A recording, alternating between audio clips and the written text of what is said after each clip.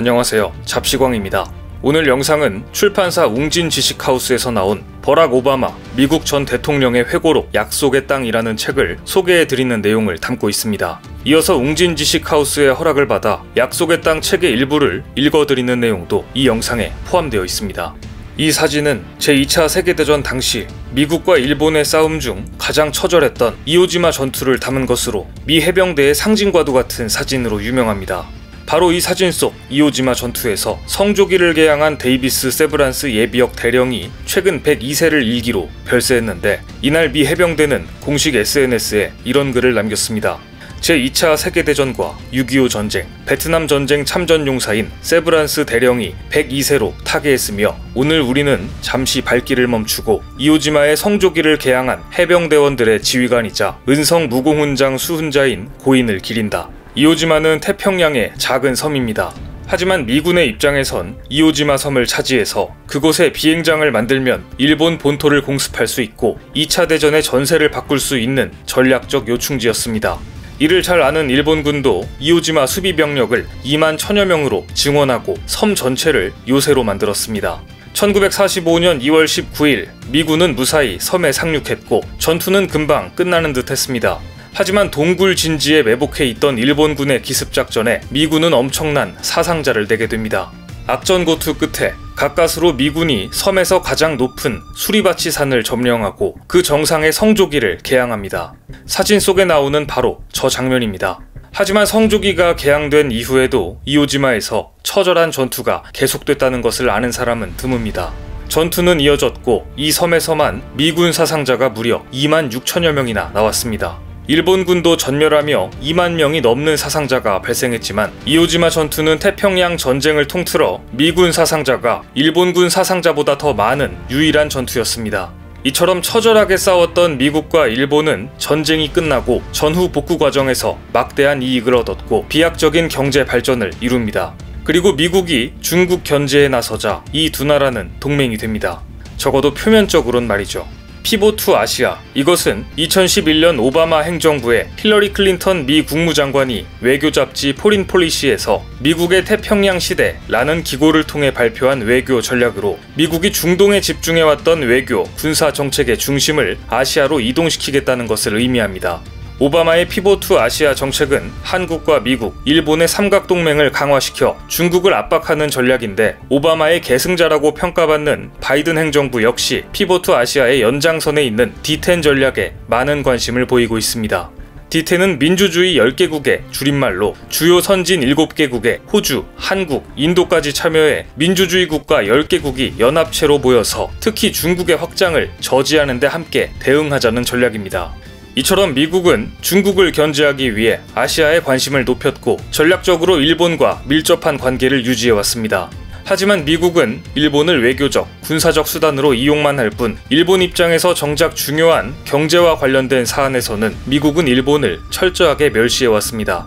트럼프 전 대통령은 재임 기간 아베 전 총리와 골프 회동을 갖는 등 친밀함을 자랑했고, 아베 역시 트럼프가 탁월하고 놀라운 리더십을 가졌다고 칭송하면서 3,800달러짜리 금으로 도금한 골프채를 선물하기도 했습니다. 하지만 미일 정상회담장에 부푼 꿈을 안고 온 아베에게 트럼프는 다짜고짜 무역 적자에 대한 불만을 쏟아내면서 미국의 쇠고기와 자동차 수출업자들에게 더 유리한 무역 협정을 요구합니다.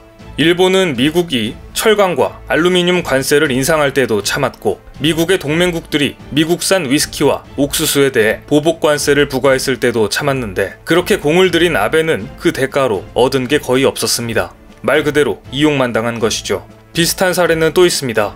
미국의 전 대통령인 오바마는 일본과 가까운 것으로 알려진 정치인입니다. 그런데 얼마 전 발간된 그의 회고록을 보면 대부분의 국가와 정상들에게 호의적인 평가를 내렸습니다. 심지어 그가 견제한다던 중국의 후진타오나 원자바오에게도 후한 평가를 주었는데요. 그런데 오바마 대통령 취임 이후 첫 번째 일본 방문 당시 하토야마 총리를 만났던 것을 회고하면서 3년 동안 4번째 교체된 총리로 일본을 시달리게 하는 경직되고 목적지를 잃은 일본 정치의 상징이다 라는 아주 직설적인 악평을 남겼습니다. 뿐만 아니라 회고록 전반에 일본에 대한 이야기 자체가 거의 없다시피 할 정도입니다. 오바마 집권 2기가 시작된 2013년 초 미국 국무부 동아시아 정책 담당 데니얼 러셀은 아베 정부와 관계를 어떻게 맺어나갈지 묻는 질문에 아베 신조가 복귀한 것에서 티끌만큼이라도 긍정적인 면을 찾으려면 현미경을 가져와야 할 것이다 라는 격앙된 반응을 남기기도 했습니다. 일본과 가까운 듯 하면서도 껄끄러운 듯한 미국, 두 나라는 왜 이런 것일까요? 2018년 백악관에서 열린 미일 정상회담에서 트럼프는 아베의 면전에 이런 말을 했습니다. 나는 진주만을 기억하고 있다. 미국을 2차 세계대전으로 몰아넣은 일본의 진주만 기습을 언급한 것입니다. 아베의 얼굴은 굳어졌고 또 그 얘기냐는 표정이었습니다. 표면적으로 동맹인 것 같지만 두 나라 사이에는 과거사라는 보이지 않는 장벽이 있는 것이죠. 2016년 말 아베 전 총리는 하와이 진주만 공습 현장을 찾았습니다. 일본 총리가 진주만을 찾은 것은 종전 이후 75년 만이라며 언론은 호들갑을 떨었지만 아베는 진주만 희생자를 추도했을 뿐 모두가 기대했던 사과의 말은 없었습니다. 뉴욕타임스는 아베 총리가 애도의 뜻은 강조하면서도 따로 사과의 메시지는 전하지 않았다고 전하며 아베 총리의 발언 전문을 웹사이트에 게재했는데요. 뉴욕타임스도 사과의 메시지가 없다는 것이 황당하다는 듯 독자들에게 직접 눈으로 확인해보라는 의미였던 겁니다.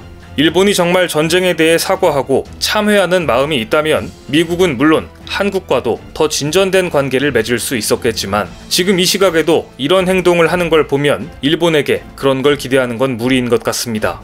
최근 주일 독일 대사관이 나가사키 원자폭탄 피해자를 추모하며 원폭 발단이 일본의 전쟁에 있다는 취지의 발언을 하자 일본 네티즌들이 트위터를 통해 엄청난 망언을 남겼습니다. 9일 주일 독일 대사관은 공식 트위터를 통해 히로시마와 나가사키는 핵전쟁의 광기를 말해주는 상징적인 존재라며 발단은 독일과 일본의 민족주의와 군국주의에 의해 시작된 전쟁이었다 라고 정확한 역사관을 보였습니다. 그러자 일본 네티즌들은 일본을 나치와 동일 취급하지 말라. 전쟁을 시작한 배경은 나라마다 다르다. 원폭의 발단이 일본의 전쟁 때문이라는 거짓말은 그만둬라 라는 반응을 보였습니다. 전범들이 원폭으로 참교육을 당했는데 이것을 거짓말로 치부하고 자신들을 피해자로 규정하고 있는 것입니다. 이는 엄연히 원자폭탄이라는 불가피한 결단을 내린 미국을 전쟁의 가해자로 모는 발언인데요. 실제 일본 정치인들의 입장도 이와 같습니다. 과거 아베가 보낸 전쟁 관련 사과문에는 과거 일본의 침략 행위와 식민주의를 사과하지만 서양 열강이 1930년대에 일본을 고립시켜 전쟁이라는 참혹한 길로 몰아넣었다는 황당한 문구가 들어 있습니다. 미국의 피봇 투 아시아 정책에서 일본이 미국의 중요한 전략적 파트너인 것은 맞지만 전후 단 한 번도 진정한 사과를 한 적이 없는 일본. 과연 이러한 일본을 동맹국들과 진정한 우방이 될 수 있을까요? 2021년 7월 28일 출판사 웅진 지식하우스에서는 미국의 오바마 전 대통령의 회고록을 한국에 출간했습니다. 약속의 땅이라는 제목으로 출간된 이 책은 미국에서 출간 첫날 90만 부가 판매되었으며 예약 판매 즉시 아마존 종합 1위를 기록, 현재까지도 전 세계적으로 500만 구가 넘는 판매를 기록했습니다. 전임도 아니고 전 대통령인 오바마의 회고록이 전 세계적으로 엄청난 주목을 받는 이유는 간단합니다. 집권 초기인 현 바이든 행정부가 사실상 오바마 정부의 대부분의 정책을 계승하고 있기 때문입니다. 즉 오바마 정부의 정책을 누구보다 잘 알고 있는 오바마가 자신의 과거 임기 동안 있었던 일을 낱낱이 기록한 이 회고록에는 사실상 바이든이 이끄는 미국의 미래가 담겨 있다고 해도 과언이 아니기 때문입니다. 세계 패권국이자 국제사회를 좌지우지하는 미국이 앞으로 취할 정책과 스탠스를 미리 알면 투자를 포함한 정말 많은 분야에서 도움이 된다는 것은 당연한 이야기겠죠. 이것이 전 대통령의 회고록에 전 세계가 주목하는 이유입니다. 실제 이 책에는 오바마 대통령이 중동 지역에 투입했던 미국의 역량을 조금씩 빼는 과정부터 중국 견제, 친환경 에너지까지 최근 미국에서 추진하고 있는 것과 동일한 정책들 그리고 그에 대한 방향성이 모두 나와 있었습니다. 그럼 지금부터 이 책의 일부를 읽어드리겠습니다. 미국 대통령에게 가장 중요한 단 하나의 임무는 미국 국민을 안전하게 지키는 것이다. 공화당이든 민주당이든 모든 대통령이 강박적으로 매달려야 하는 한 가지, 당선된 순간부터 깊숙이 파고드는 만성적이고 가차없는 긴장의 근원은 모두의 안전이 자신에게 달렸다는 자각이다. 20세기 대부분의 기간 동안 대부분의 미국인들에게는 나라를 지키는 이유와 내용이 무척 분명했다. 우리는 또 다른 강대국에 공격당하거나 강대국들의 분쟁에 휘말리거나 어떤 세력이 미국의 중대한 이익을 위협할 가능성과 함께 살아왔다. 그러다 중동발 테러 공격이 찾아왔다. 새 세기가 시작되고 몇 달 지난 후 쌍둥이 빌딩이 무너지는 광경은 최악의 두려움을 현실화했다. 나도 이런 두려움 중 상당수를 간직한 채 자랐다. 내가 아는 하와이의 많은 가족이 진주만에서 사랑하는 이를 잃었다. 외할아버지, 그의 형, 외할머니의 남동생은 모두 2차 세계대전에 참전했다. 나는 핵전쟁이 매우 실질적인 위협이라고 믿으며 자랐다. 대다수 미국인과 마찬가지로 9.11 이후 아프가니스탄 군사작전이 필요하고도 정당하다고 여겼다. 9.11 직후 부시가 잘한 일이 몇 가지 있었다. 하나는 미국 내 반이슬람 정서를 가라앉히려는 조치를 신속하고도 일관되게 취했다는 것이다. 메카시즘과 일본인 강제 수용소의 역사를 감안컨대 사소한 업적은 아니다. 다른 하나는 초기 아프가니스탄 작전에 대한 국제적 지지를 끌어냈다는 것이다. 나도 비판한 애국법처럼 논란을 일으킨 부시 행정부의 계획들도 기껏해야 남용 가능성이 있는 수단일 뿐이지 미국인의 시민 자유를 송두리째 침해한다고 보이지는 않았다. 그래서 나는 대테러 활동의 뿌리와 가지를 잡아뜯어 처음부터 새로 시작하기보다는 대테러 활동 중에서 고쳐야 할 부분을 고치면 되겠다고 판단했다. 그리고 중국이 있었다. 덩샤오핑이 마오쩌둥의 마르크스, 레닌주의를 사실상 폐기하고 수출주도형 국가관리식 자본주의를 채택한 1970년대 말 이후로 중국은 역사상 어느 나라보다 빠르게 발전했으며 어느 나라보다 많은 국민이 절대 빈곤에서 벗어났다.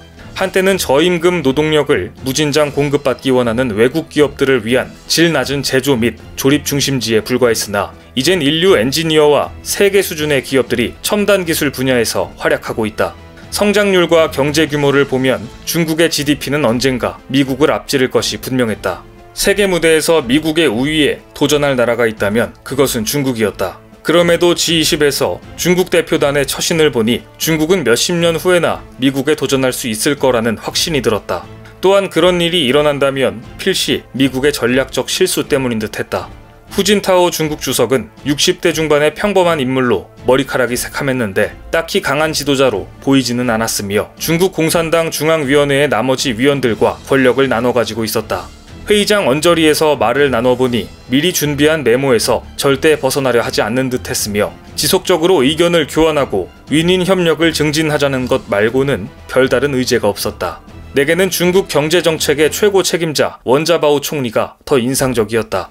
키가 작고 안경을 쓴 그는 메모 없이 이야기했고 현재 위기를 상세히 파악하고 있었다. 원자바오 총리는 금융위기를 앞으로 어떻게 관리할 것인지는 거의 말하지 않았다. 중국이 보기에 그걸 궁리할 책임은 우리에게 있었으니까. 잘 들으셨나요? 개인적으로 이 책을 읽으면서 오바마 대통령이 전임 부시 행정부에서 추진했던 정책들 중 필요하다고 판단했던 정책들은 꾸준히 이어나가는 모습이 인상 깊었는데요. 바이든 정부 역시 트럼프 정부에서 추진했던 대중국 압박 정책은 동일하게 유지해 나간다는 점에서 정권에 관계없이 필요한 정책은 유지해 나간다는 기조가 미국의 힘이 아닌가 싶은 생각이 듭니다. 오바마의 과거를 통해 바이든의 미래를 미리 만나보고 싶으신 분들께 출판사 웅진 지식하우스에서 나온 오바마 회고록 약속의 땅을 추천드립니다.